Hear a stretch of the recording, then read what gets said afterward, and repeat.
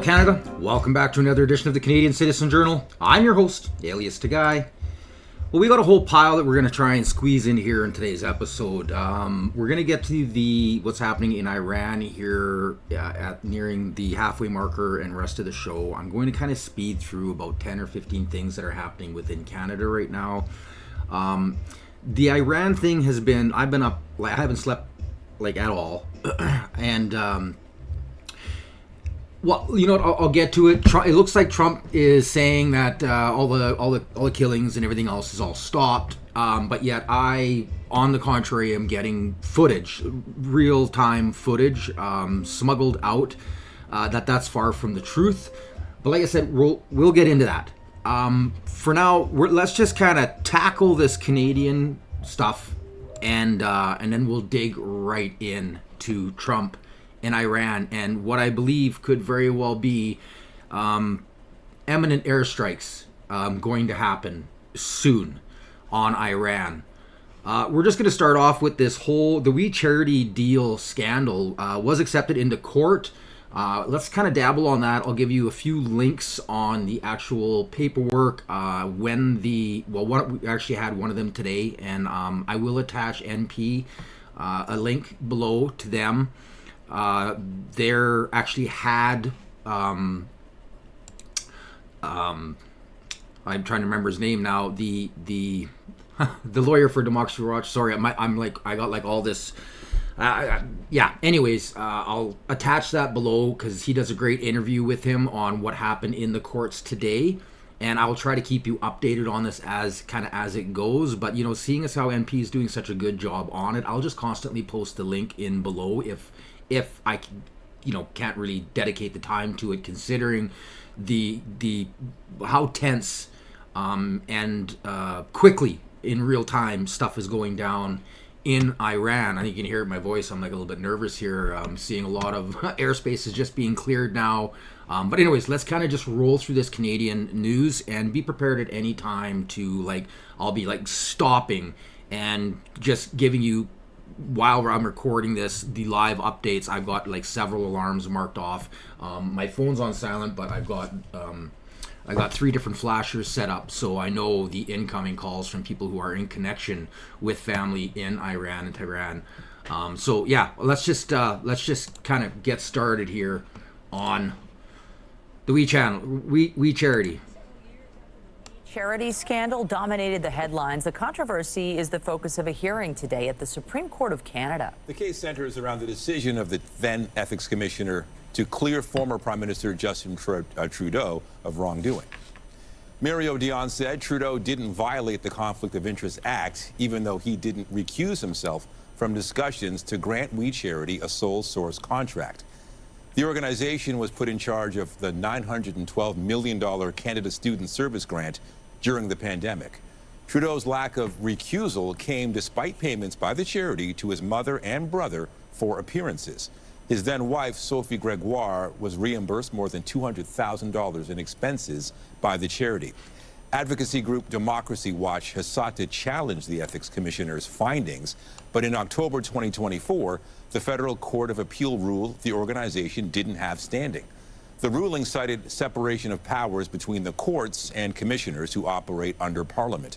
Legal experts say there could be widespread implications on other matters if the top court agrees with that finding. Now, about this whole We Charity thing, I'm just going to kind of quickly go over what this organization is. This organization literally is a brainwashing organization set up to obliterate the minds of our youth. They use tactics under government money, charity, work sponsorship programs, and the entire thing literally is a socialist style brainwashing school. They can call it a charity all you want. If you've ever taken the time to watch, or maybe you actually had your kids in it and you kind of saw how it worked, the very first time I saw it, again, I've studied propaganda for decades, within the first 10 minutes, the hair on the back of my neck stood up. 30 minutes later, I was intently watching And I had a piece of paper then beside me where I was writing down all of the different techniques and how a political party, especially the Liberals, mostly Liberals, although a few NDP were affiliated, but it just so happens that those NDP are Liberals. So you know how that works. They're a uniparty. It's the same thing, which we saw during this election. The thing is a scam. That was payback for years and years of propping up and completely allowing the takeover of the once Liberal Party. We have no Liberal Party. You can talk to old school Liberals. Dan Meteague is one of the best at actually saying it, and he repeated, and I loved it because he actually repeated my words about 6 months after I had said them. The Liberal Party of today is not the Liberal Party of past 10 years ago. It is a completely different socialist kind of communist ideology who lives in the hyperspace of non-reality, which they use this green religion, we'll call it a cult, in order for them to rob citizens of their rights and to make the elites rich, which, I mean, anybody today can see. Look at Canada today. Yeah. So I'm going to post a couple links on here. Just so this is the Democracy Watch website in itself. So I'll attach this here for you. I'll also attach the schedules hearings so you can actually watch these live if you want. I never had time today. I've literally been in like cyberspace all day long, all night long. Like I said, I think I got like maybe 2 hours of winks in a chair, 30 minutes on the sofa. It's been absolutely insane trying to keep up to what's going on in Iran. And then I will post a link to NP who, like I said, did the interview today. And they actually been doing a really good job of kind of following along with what this has been going. Now, so more breaking news is that the Crown Indigenous Relations Ministry has been ordered to release the files on the so-called graves. This is amazing news. Federal Information Commissioner Carolyn Menard has asked the Crown Indigenous Relations Ministry to start releasing files on purported children's graves at the Indian Residential School within 36 days. As reported by Blacklock's reporter, says Minister Rebecca Alti's department was cited on Tuesday for breaching an act of Parliament in concealing records on the alleged graves. There's no mass graves, people. Trust me, my ancestors can say the same thing. There's no such thing. There's unmarked graves, which even in this account isn't what it is. The department must respond to the request without further delay, Menard wrote per outlet. Now, there's hundreds of thousands, if not millions of Canadians that actually think there's like mass graves out there. They actually throw out numbers. I've heard numbers like 6,000 bodies found, and oh my, it's all lies. It's all lies. I have an email set up. It's right there. If you have proof, send it to me. And if I'm wrong, I'll admit I'm wrong and I will put it on my show. But I can guarantee you, I'm not wrong. I'm not wrong about my heritage. I know what happened. The Tecumseh Secwepemc First Nation in Kamloops, BC announced in 2021 discovery that it claimed there were 250 graves in an orchard, but no attempt was ever made to recover any skeletal remains. In the meantime, First Nations received $12.1 million in funding for the exhumation of remains and forensic DNA testing, and as a condition of funding was required to submit regular activity progress reports.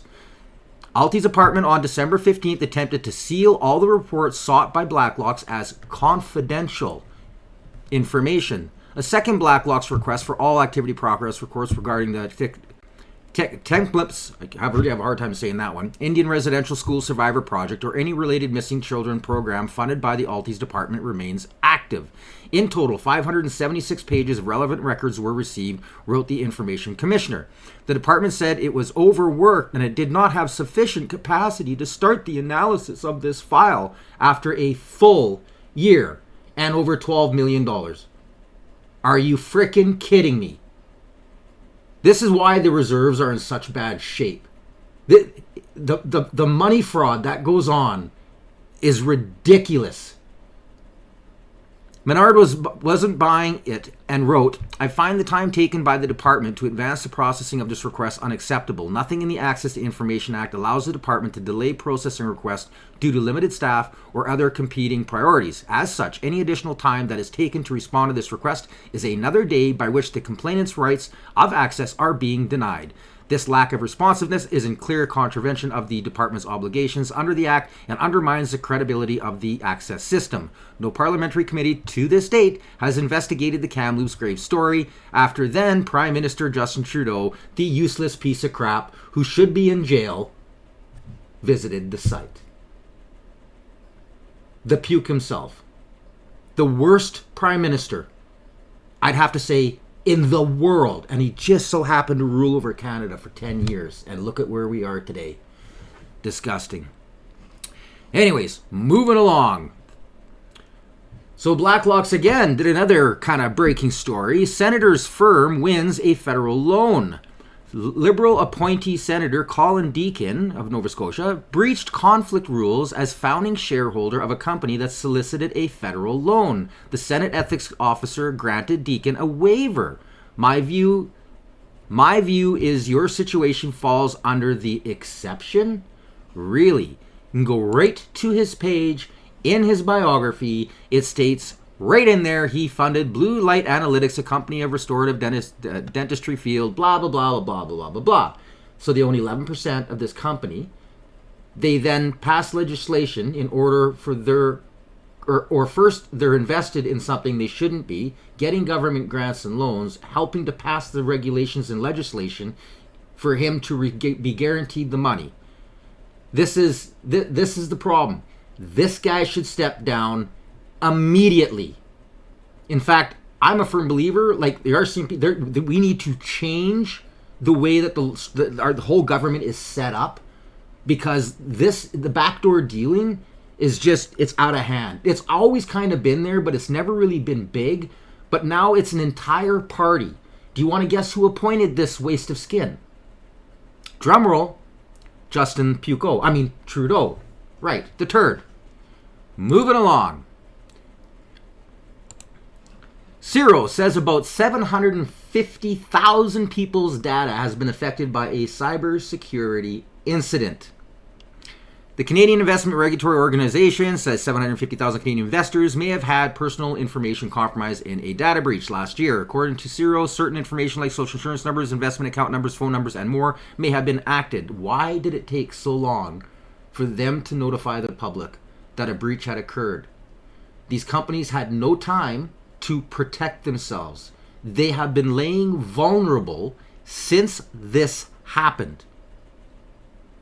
Again, I post all of the links to everything I do for you, my viewers, in the description below. I'm not clickbait.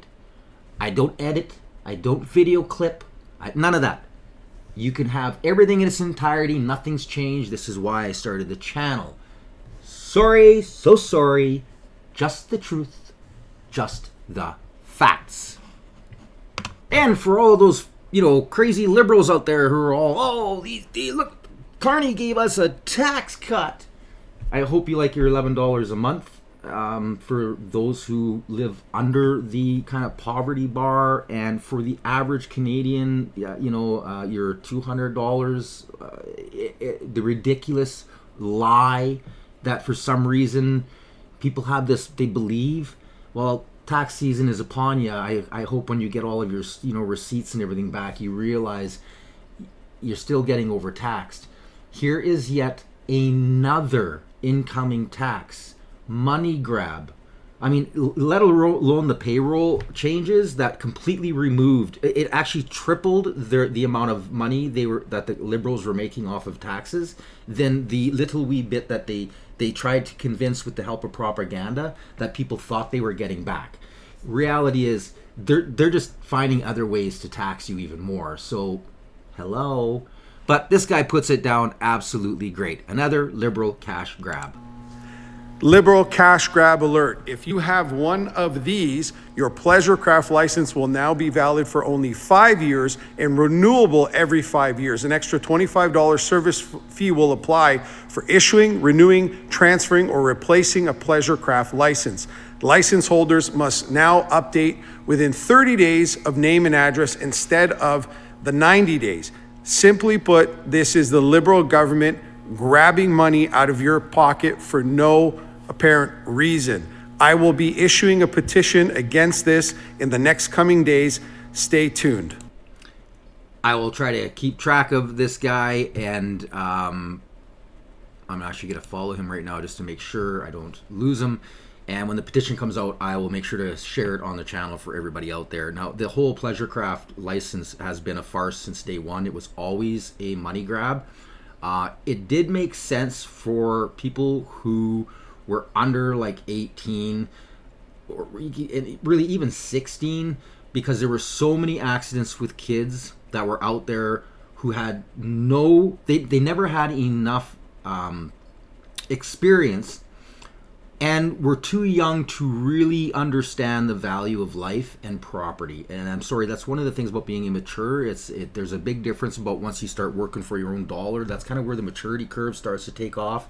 That's why most people after a certain age, it's usually in your later 30s, early 40s, flip to conservative right away, because they realize, holy shit, I've been working so hard for this. There's like this realization of what your actual worth is. And for someone to come and take it away and you not get anything, it took you 30 years to get it.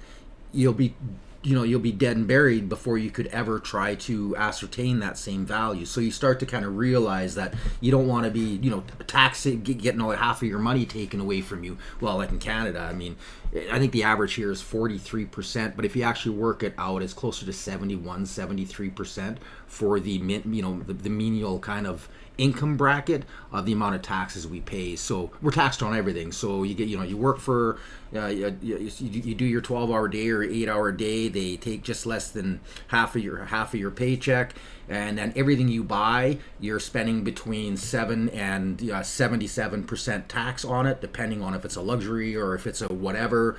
Look at the alcohol. What a joke is that? You can go across the border and buy a 60-pounder for $12.99, and it's $60 up here in Canada. That's all taxes, people. That's all taxes. The ridiculousness is just the insanity of the liberal Canada, the socialist Canada we live in. It's out of control, absolutely out of control. And now this is just heartbreaking, but this is the bail, not jail. And the media likes to kind of throwing out there, oh well, the liberals, they put forward, they're going to change it. No, they're not.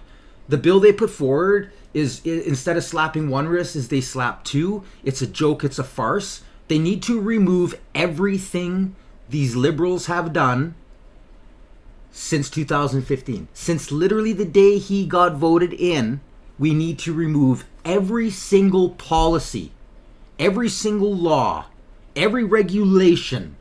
We need to literally remove Trudeau off of any record that him and his party has ever done to our nation in order for us to get back to at least some type of sanity. Until then, it's the same party. But now we have the general instead of the captain. Prosecutors in a double murder case say the motive was greed. 3 men are accused of brutally killing an elderly Abbotsford couple in their home. The courtroom was packed with family and friends of the seniors whose lives came to an horrific end. CTV's Michelle Bernaro has the story and a warning: some of the details are graphic. Those who knew Arnold and Joanne DeYoung say they were wonderful people. They were caring, they were loving. They gave so much to us. But in May of 2022, the seniors, both in their late 70s, were found murdered in their own home. Court heard their hands and feet had been tied with rope. Arnold's entire head and face was tightly wrapped in duct tape. The prosecution says evidence will show Joanne DeYoung died of blunt force trauma and her husband from asphyxiation. The fact that this could happen to them, it just is unbelievable, and it's shocking, and I think everybody should take notice that the world that we live in is there's evil. The way they were tragically liberal taken is is abhorring, but their faith in God, we know where they are, and we have comfort in that. 3 Surrey men, Gurcharan Singh, Abhijit Singh, and Kushveer Tour, are each charged with 2 counts of first-degree murder. That sounds like we have an immigration problem. They've pleaded not guilty. Crown says Gurcharan Singh was in Canada on a student visa, arriving less than a month before the killings. Crown alleges the 3 acted as a team and violently confined the DeYoungs in separate bedrooms and then murdered them. Crown claims they were all motivated by debt, financial pressure, and greed. The prosecution also alleges the accused stole Arnold's credit cards and checks.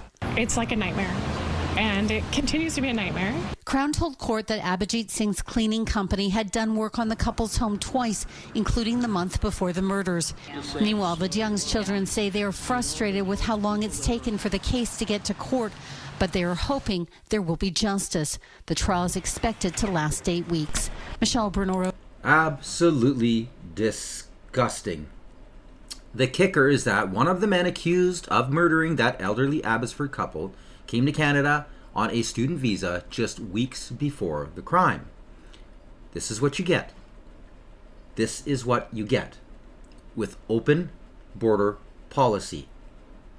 Like I said, we have to remove and start right before the Liberals took power. We have to remove every single thing that they have done and make sure we write in the history books how bad and how evil this Liberal Party is, how corrupt this Liberal Party is, how in cahoots and how they sold Canada out to the rich oligarchs in the WEF and in all of these global organizations, and make sure that all the future generations, when they hear the name Trudeau, understand this can happen to any nation, like it did to us, like it did to Germany, like it did to Venezuela, like it did to Cuba.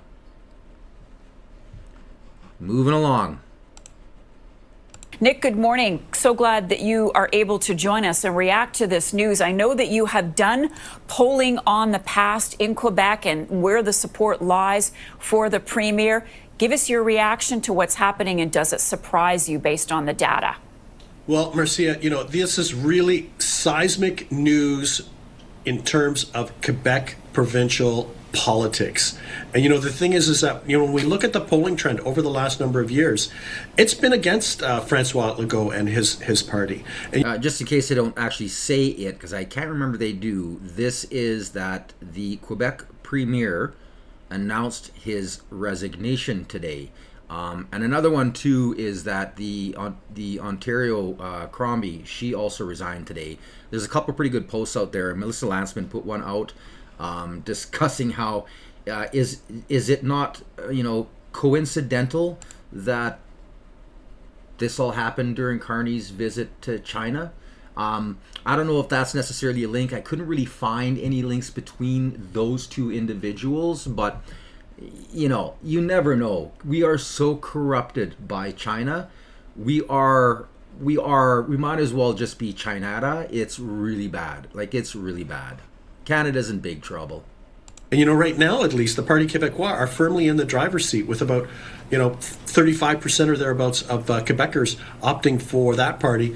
And Legault was basically about 20 points or thereabouts behind the Parti Québécois. So it's a big change from the last provincial election, where he won about 4 out of every 10 votes in the province. And we have to remember, this guy founded the party. He is the founder. He's the embodiment of his party. The big question is will the party survive without Francois Legault?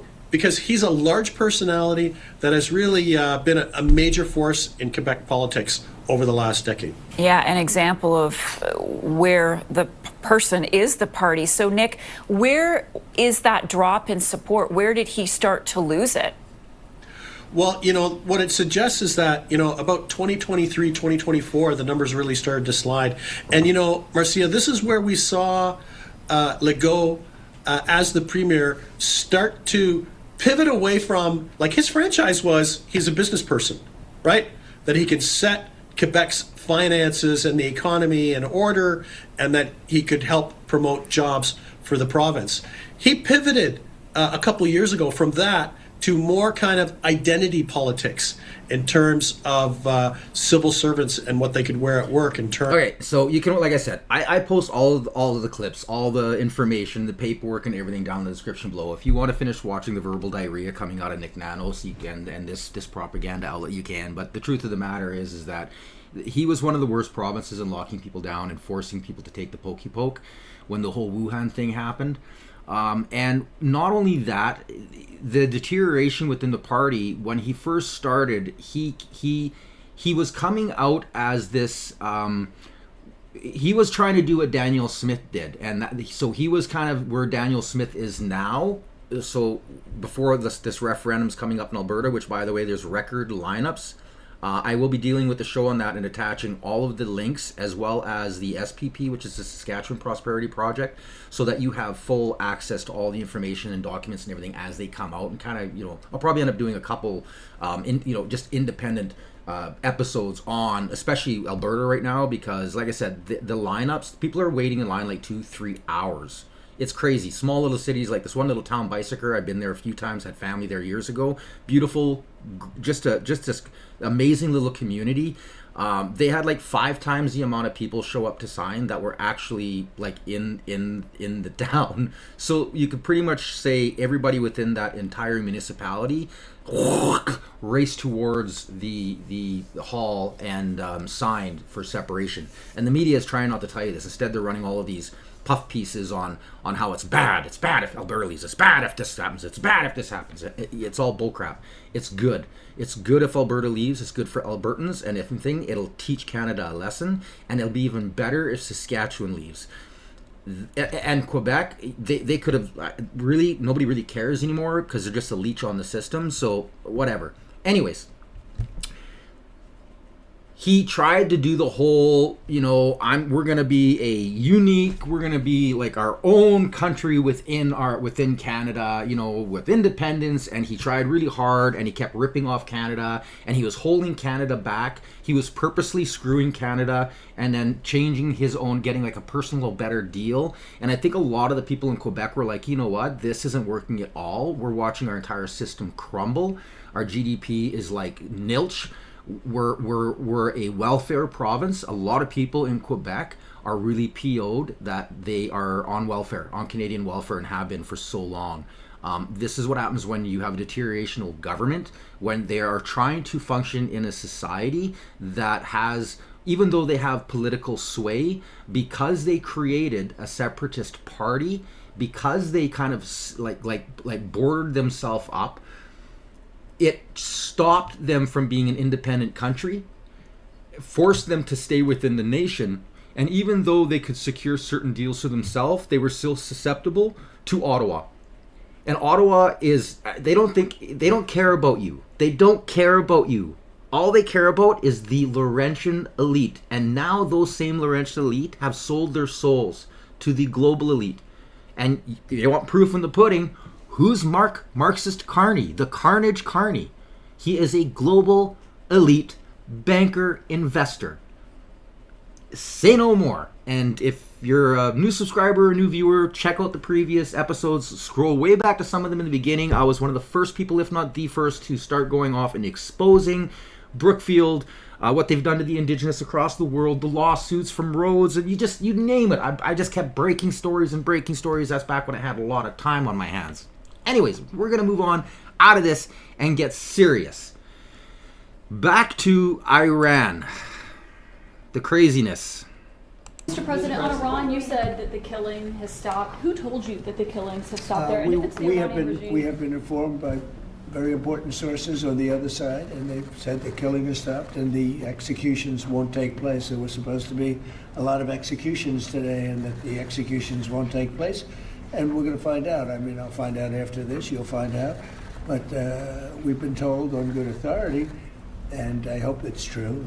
Who knows, right? Who knows? We've Crazy seen the body world. bags, so how do you trust No, them? you've seen that over the last few days, and they said people were shooting at them with guns and they were shooting back, and it's one of those things. But they told me that there'll be no executions, and so I hope that's true. Does this mean military action is now off the table against Iran? And we're going to watch it and see what the process is, but we were given a very good statement by people that are aware of what's going on. Are they still considering military actions? When they say no executions, everyone is talking about a lot of executions were taking place today. We were just told no executions. I hope that's true. That's a big thing. Yes, ma'am. The foreign minister of Britain, she said a while ago. Okay, now, I've noticed something about Trump, and he's got an incredible poker face. He's very good at, well, he stirs the pot very well. He likes throwing A-bombs into situations, and this is his negotiating skills. But what I found is that a lot of times, it just seems as though whenever he's about to do a big step, he does a bluff. Now, I'm not saying this is a bluff, but when I watched this at first, I was really angry. And then after going over this presser 4, 5, 10, 15 times, and I kept doing it more because I'm like, where have I seen this before? So I started going back looking at some of my prior videos where I had kind of encapsulated him doing this same type of thing. And he did this with Venezuela. He also did this in his first administration with the attacks in Syria. He does this where all of a sudden it's like he is trying to make the people to whom are about to get the living daylights kicked out of them calm.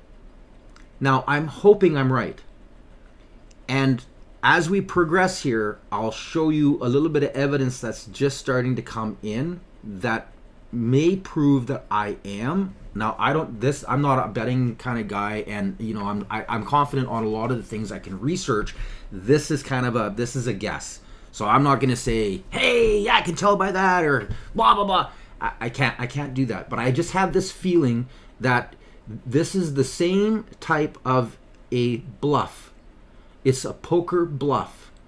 In order to seem to bring temperatures down, it will have effects as it echoes through all of the Iranians around the world and those who are falling to the ground right now in pools of blood. Begging, he keeps his promises. And I can tell you, literally right now, while I'm recording, I had another video just come up while I was recording. That's why I shut my little screen off to double check. And I'm kind of triple verifying it right now. The protests are still going on. The shooting is still going on. The carnage and lifelessness is still going on. Now, there's still no word on the executions. We'll see. That might be something where they're saying, oh, but we didn't. Look, he came and he bombed us, but we didn't execute anybody. And in the meantime, another 5,000 people lost their lives. We'll see. But while this whole thing was going on, first, this is the guy that, like, he's one of the ones that of the people who was supposed to be executed, who's really raised alarms around the world. Efron Soltani. Now, he was supposed to be ended of life today. And from what I've seen, and got to remember, people, it's really hard because, again, I'm way ahead of everybody. I told you, I think on the first episode, I hinted that they were already kind of after Starlink. On yesterday's episode, I had guaranteed they were hunting down Starlink and executing everybody within the building.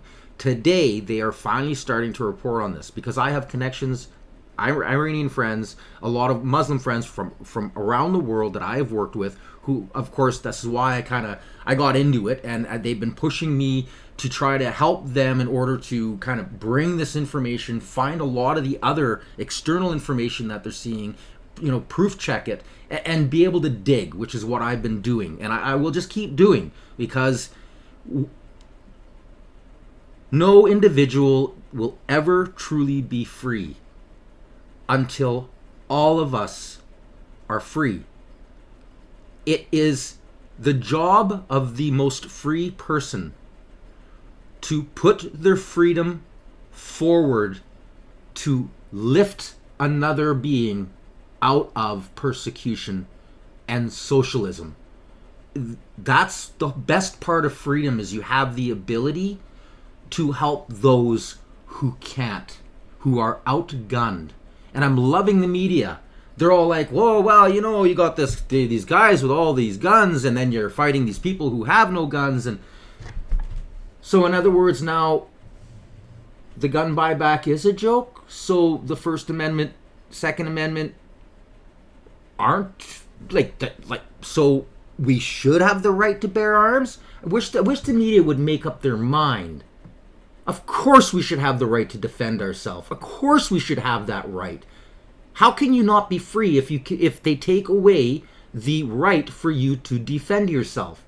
Not only Canada. Whoa. Well, you know, you got to be Nostradamus. You have to know that you can't use a pow or a knife or a drumstick. Because if he doesn't come in armed and you're a little 4'7", 5'2" lady, well, you know, that's not right. Which Calgary, actually the police came out, hopefully I have time here near the end of this show to show it to you, and they not charging this lady in Calgary who was assaulted in her basement trying to show a house to a supposed renter who tried to take advantage of her, and she poked him and ended him. And no charges will be laid.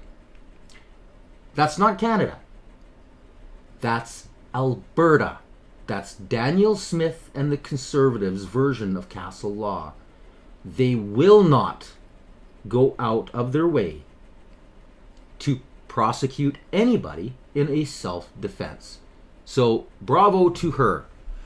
Now, anyways, moving on from Efron.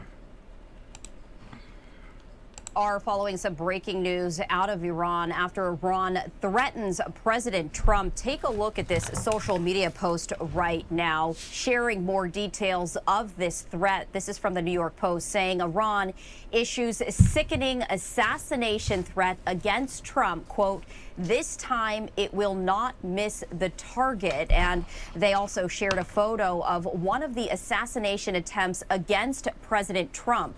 All of this coming as protests continue to escalate in Iran.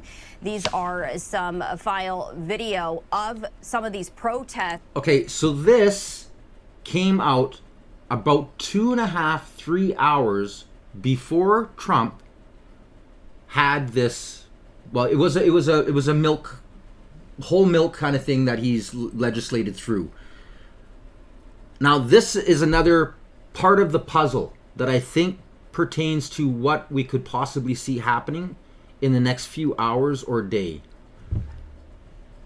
They put out, you just can't make this stuff up.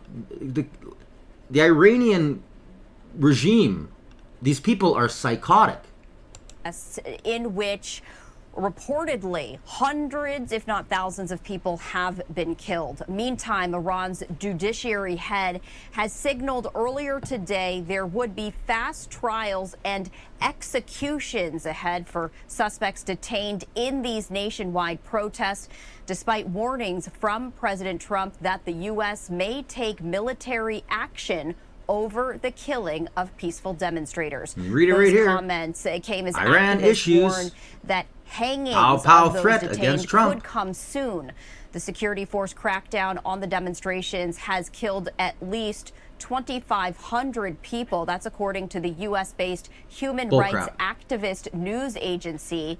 The death toll exceeds that of any other round of protest or unrest in Iran in decades and recalls the chaos surrounding the country's 19... And the best part about this footage, this is women who are coming out, throwing their headscarves or burqas into a burning pile of other headscarves, burqas, and the coverage clothing as they dance around in the streets. And there's some really good footage that comes from this, where later, after kind of, I don't know how many hundreds upon hundreds of women come out throwing their stuff in there, there's a few of them that come out and they've got this beautiful, lavish, long hair. And they start doing this where they're spinning their hair around and they're dancing together, going around the fire. Like, as some of us, when you see this stuff, it brings you so much hope when you get to see how the devotion that these people have, how they have given up the fear. They know they are going to perish if they get caught, if they do not get help. But they've thrown all that to the wind in order to feel free for a day, a week, maybe a month. This is why they need our help, people. 79 Islamic Revolution. These demonstrations began on December 28th over the collapse see them swinging their of headscarves? Iranian currency as the country's economy is being squeezed by international sanctions levied in part over its nuclear program. This also comes as President Trump has consulted with his national security team about next steps with Iran as he looks to get a better understanding of the specific number of Iranian citizens who have been killed and arrested in more than 2 weeks of unrest throughout the country. So this is some video of just some of those protests that have continued to grow in Iran. President Trump said that he believes the killing is significant. Okay, we're going to just kind of try and... We got lots of footage to go through here.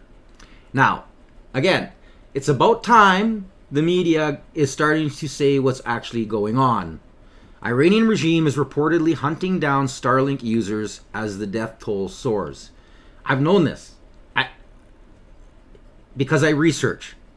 And because I only want the truth. Sorry, so sorry. Just the truth. We're talking thousands of people have been end-of-lifed for being around a building or in a building where Starlink was found. And we're going to expose on how they're finding Starlink. Breaking news. Some military personnel stationed at bases in the Middle East have been told to leave. That confirmed to Fox News by a U.S. official. President Trump, as we know, is weighing his response to Iran's deadly crackdown on protesters, killing his own citizens with military weaponry.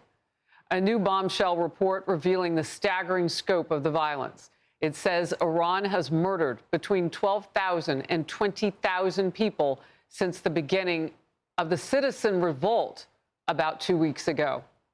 An official count that number is from still a low. U.S.-based human rights group puts the count closer to 2,600, but still staggering. That's a big gap. That's why you need that news from on the ground. I'm Harris Faulkner. You are in the Faulkner Focus. The Islamic regime of Iran has also cut off public internet access. They did that days ago. And it's trying to stop the world from seeing in now the gruesome human rights crimes. But it's also keeping people from crying for help to people around the world.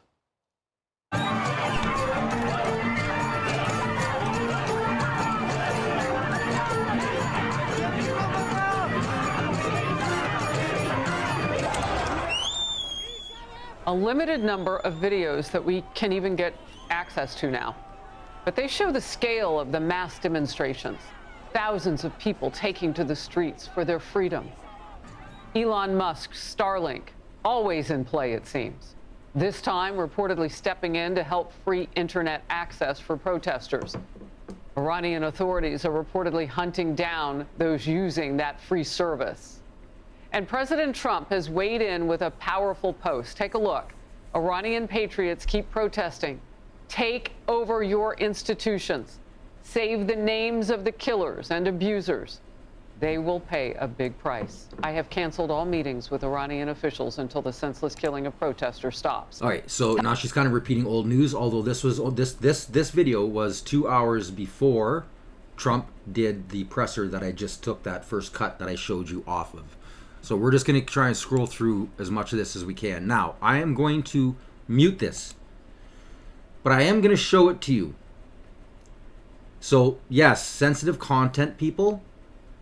Actually, you know what? No, this isn't the one. I'm not going to mute this one. I'm going to play this one. There is another one that I'm going to mute that was happening while Trump was saying he's not going to do anything. Film it so they see how brutal they are. Iranians are risking their lives to show the world the brutality the regime has unleashed. A ruthless crackdown it's tried to conceal under the cover of a communications blackout. There were bursts of automatic fire, screaming, people gathering, protests, the staccato of dushka bursts, people shrieking and slogans in the street. I opened the window briefly. The smell of gunpowder and tear gas was everywhere. This is the voice of a doctor who's just left Iran. He's sharing his account exclusively with CNN and the pro-reform news outlet Iran Wire. He still fears for his safety, so we are concealing his identity. We're bringing you this rare first-hand testimony of what he witnessed inside the country. He says the crackdown intensified dramatically on Thursday. It was just as we began getting pictures of larger crowds out on the streets of Iranian cities. Everything fell apart. At 8 p.m, the internet was cut. At 8:20, I got a call from the hospital. Doctor, come, you must come. When I arrived, I saw what we call a mass casualty situation. Every single one of the 4 operating rooms was full. I was there from 10 or 11 p.m. until the morning. I don't know how many surgeries I did, maybe 10 or 11. This is one of the few videos to have surfaced from inside Iran's hospitals. It shows some of the injured. But the doctor's testimony paints an even more distressing picture.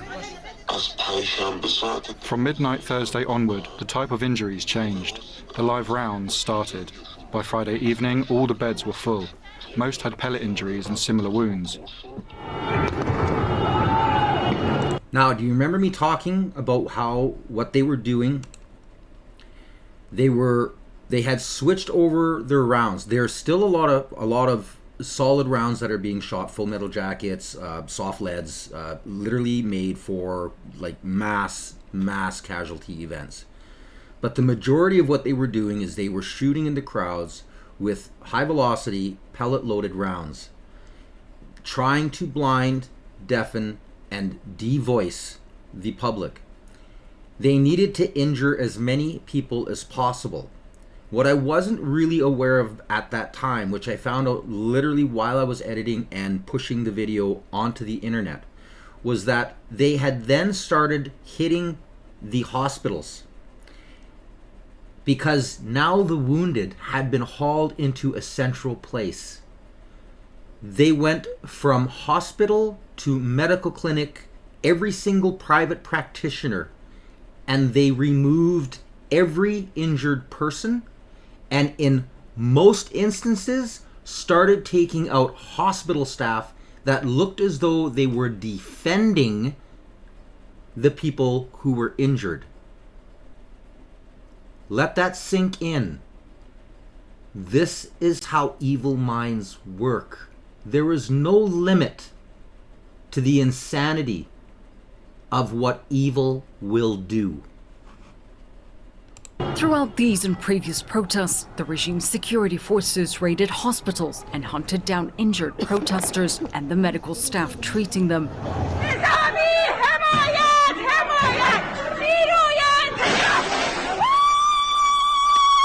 Turning places of healing into scenes of horror. There was so much fear. 3 patients contacted me through intermediaries. I was afraid to answer, wanting to make sure it wasn't security agents trying to trap me. The true scale of the carnage is only just beginning to emerge. Once again, so many Iranians find themselves abandoned and alone in this nightmare. The hope being pumped by external media is not what we feel inside. Inside Iran, it's a mix of terror, desperation, and a tiny flickering shred of hope. Jumana Karachi, CNN. Oh, I just got some video sent to me, and it's shocking. Iran. So this is Iran. They put out an order to make sure that you don't spare any Starlink users. In other words, there is no remorse, there is no forgiveness. It is instant removal of life. This is what I was saying yesterday and hinted at the day before. Khamenei this man is the epitome of evil. Iran is going dark again. As streets erupt in protest and anger spreads across cities, the regime is tightening its grip on information. The internet is being cut. Phone networks are throttled. And now, the battle has moved to space. With state controls choking Iran's digital lifelines, protesters are turning to an unlikely tool. Elon Musk's Starlink satellite internet system has become a last remaining window to the outside world. Through it, Iranians are uploading raw videos of nightly demonstrations and violent crackdowns, images that would otherwise never leave the country. But Tehran is fighting back. Iran is now tracking down protesters using Starlink. This comes hours after Iranian authorities intensified efforts to jam Starlink signals, treating the technology as a battlefield threat. According to digital rights experts, the interference is most severe in protest hotspots. Disruptions spike at night, precisely when demonstrators gather in large numbers. It's electronic warfare, says Amir Rashidi of the Meon Group, a US-based nonprofit tracking censorship. He says the regime is actively hunting Starlink users, confiscating satellite dishes and tracking signals. Over the weekend, security forces began door-to-door searches in western Tehran. Starlink terminals are illegal in Iran. Anyone caught with one faces arrest, interrogation, or worse. That has forced users into extreme secrecy. One Tehran resident, speaking to Wall Street Journal via a crackling Starlink connection, said he uploads videos taken by relatives. He then sends them to trusted contacts abroad, who publish them on social media. He says people with Starlink never reveal who they are or where they operate from. This information war comes as Iran shuts down most internet access for its 90 million citizens. The blackout followed mass protests triggered by a devastating economic crisis. Demonstrators are now openly chanting for the end of the regime. Phone calls are failing. Text messages are delayed or blocked. Only government institutions and regime loyalists retain full access. Diplomats say those users are registered on a government whitelist of approved internet addresses. State media continues to broadcast uninterrupted. Independent voices remain silenced. Now, we're going to dig into this. I'm going to explain to you what exactly is going on. Now, this post is from the 24th of November, 2025. The study shows how China can jam Elon Musk's Starlink satellites if it invades Taiwan. Now, this is specifically why they were trying to find this technology, because they want Taiwan. You know, the one that the coward liberals were told to leave because Carney is in China, but yet Taiwan, and I'm going to show you these at the end of the show. My show is going to be a little bit of an extended cut today. How thankful they are for the conservatives for staying behind and showing what real Canadian democracy should stand for, and how appreciative they are that at least there are some Canadians that respect rule of law and democracy. Now, back to this study. So, Chinese scientists have appeared to have found a way to jam Elon Musk's Starlink satellite constellation spread over an area the size of Taiwan.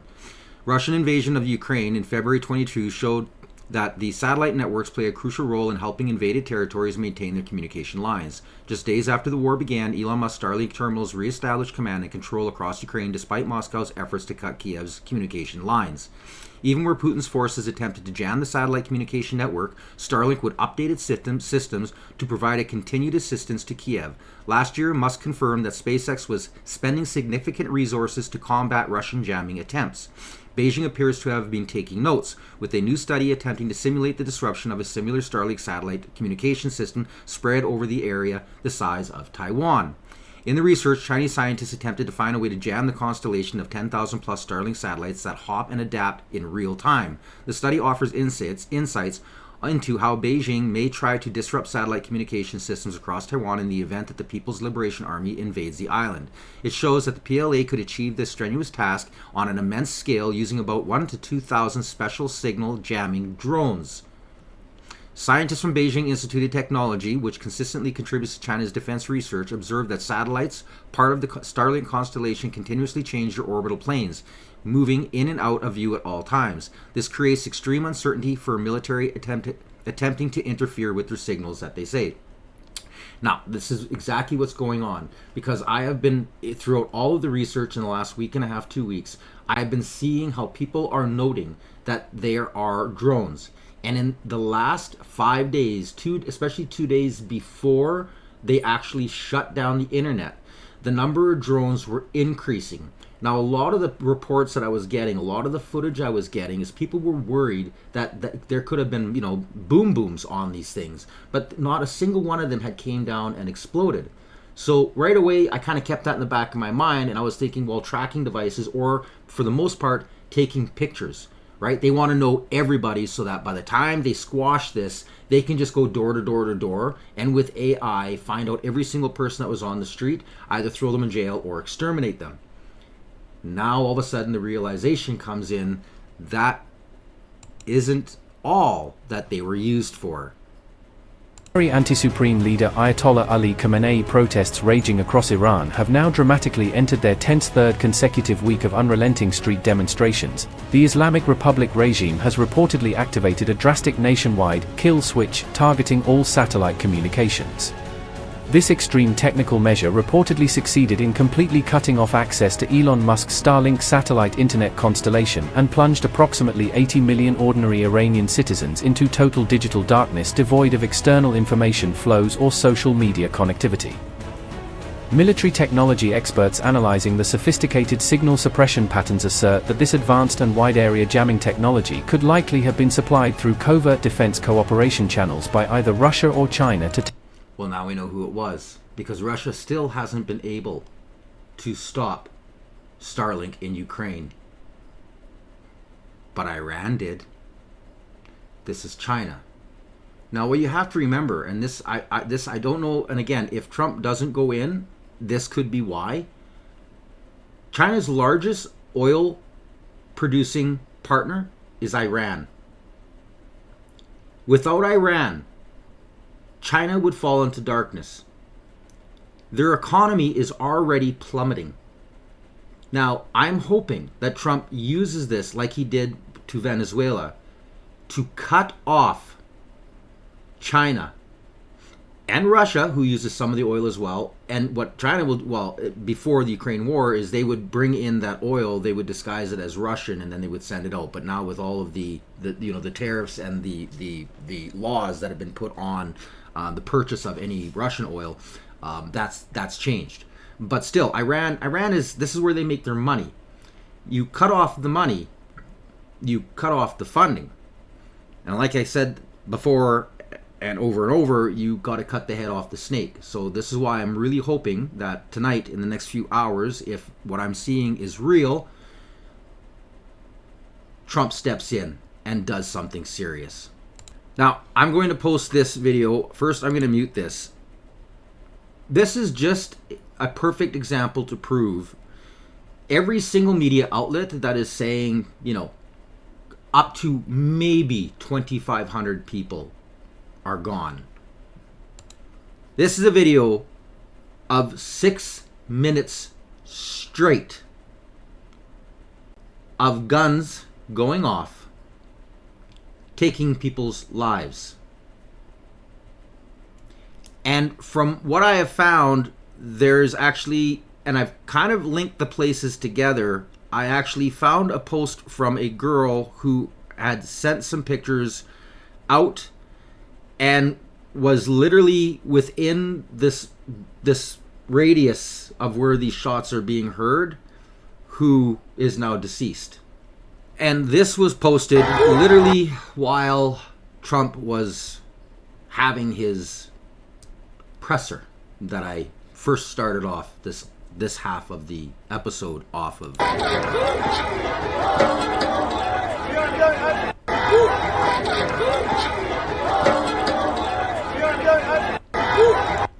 Now, the footage is definitely getting harder and harder to come by. The regime's attacks have been absolutely brutal. I, of course, got some, which I'm a little beside myself while I was doing this cast. I've already looked at 3 different videos. One I've already kind of proven is it's real, of more bodies. The world needs to step up. Democracies need to step up. Not fly out of your country to kiss a communist ass. It's disgusting. Our entire government is just disgusting. While the cowardly liberals left, and they fled the democratic country of Taiwan, running back, so their socialist benefactor, the Brookfield King, the king of carnage himself. A letter posted on X from Taiwan. Glad to meet with the Canadian parliamentary delegation and thank them for their steadfast support for our international participation and closer Taiwan-Canada ties. With all our recent progress in trade, tech, and maritime affairs, I look forward to even greater cooperative achievements. No liberals. Disgusting. Another post.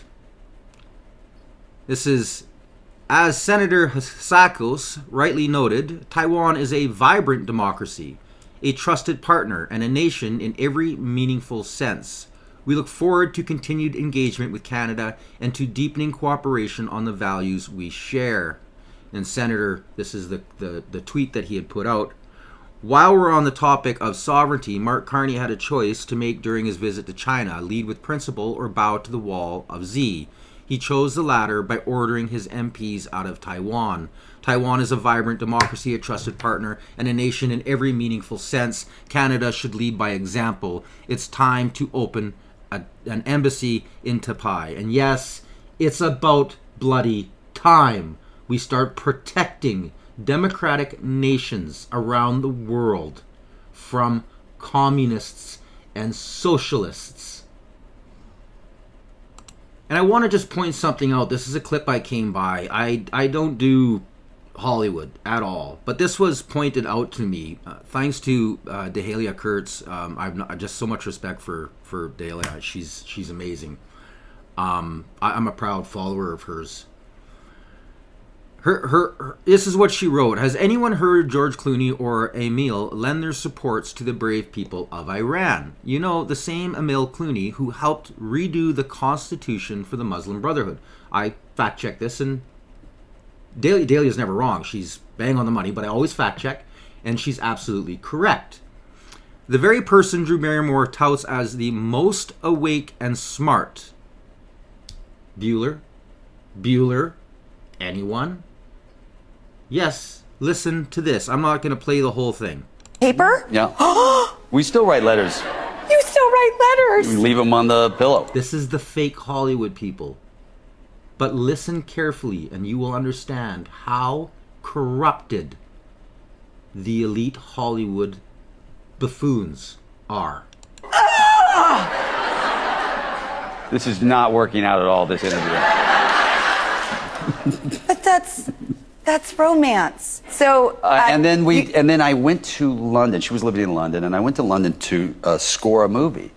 And I thought, if you're ever going to impress anybody, it's at Abbey Road with the 150-piece orchestra there. And I called her up and said, you want to come see visit over at Abbey Road? And she's like, yeah, I'm at a meeting at the Muslim Brotherhood over at Abbey Road. And she's like, yeah, I'm at a meeting at the Muslim Brotherhood right over at Abbey Road. And she's like, yeah, I'm at a meeting at the Muslim Brotherhood right now, and I'll come right over, because she was in the middle of trying to redo a constitution for for Egyptians. That's how stupid Clooney is. That is how out of touch Hollywood is. And he married her. Bueller. Hello. And now on to the piece de resistance. This is the airspace. 24 hours ago, when the American military started to move around the borders within certain distances from the Iranian border, moving huge planes that are used for refueling in the air, hundreds of F-35s and helicopters, along with a whole other arsenal, which I reported on my last episode. This is the airspace as of 3 hours ago.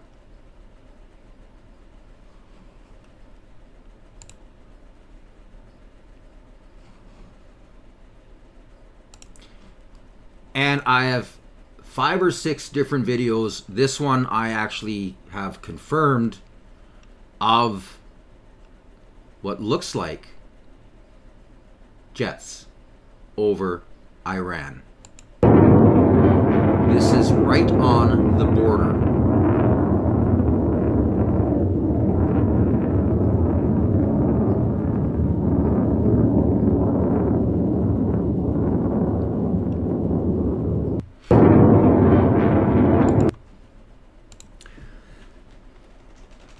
So let's all hope and pray that Trump is a man of his word.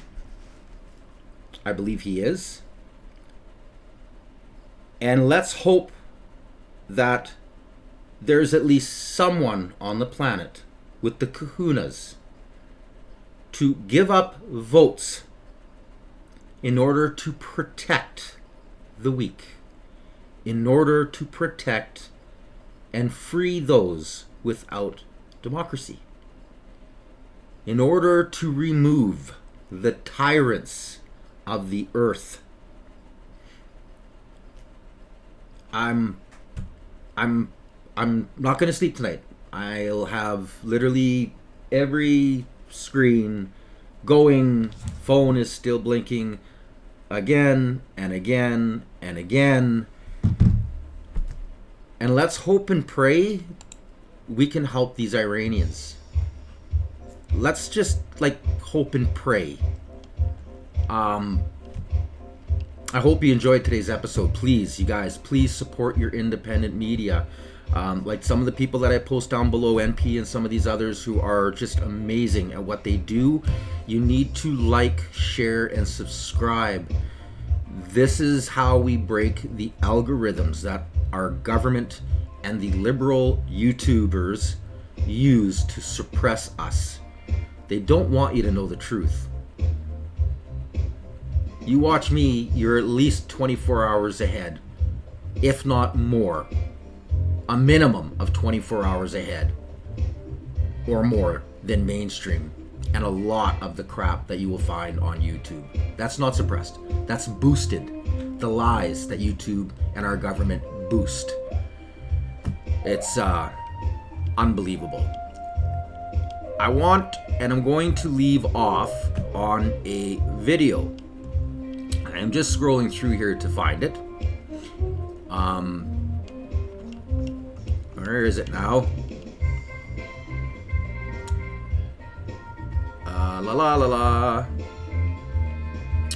Right there. And this is the reactions of the Iranians after the 9/11 attacks. And I want you to really listen closely, because